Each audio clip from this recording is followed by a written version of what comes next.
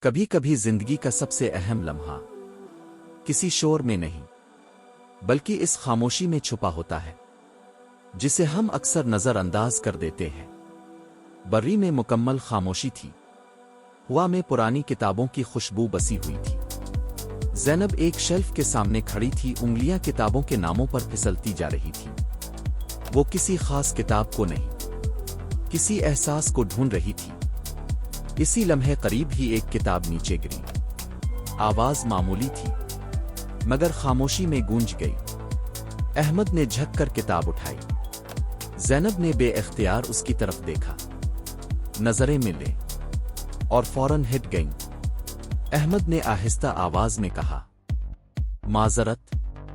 آواز ہو گئی۔ زینب نے ہلکے سے مسکرا کر سر ہلا دیا۔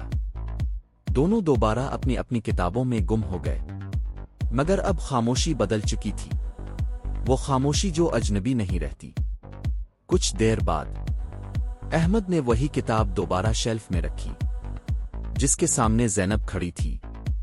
اس نے کہا، یہ کتاب اچھی ہے۔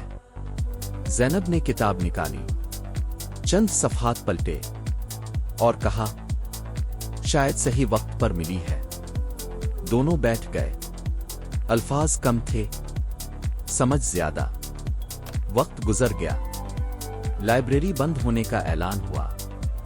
نکلتے وقت احمد نے ایک پرچی کتاب کے اندر رکھ دی۔ زینب نے بعد میں کھول کر دیکھا۔ اس پر لکھا تھا، کچھ کہانیاں دوبارہ پڑھی جاتی ہے اگر آپ اجازت دیں۔ زینب مسکرا دی۔ خاموش جگہوں پر کبھی کبھی سب سے گہری باتیں ہوتی ہیں۔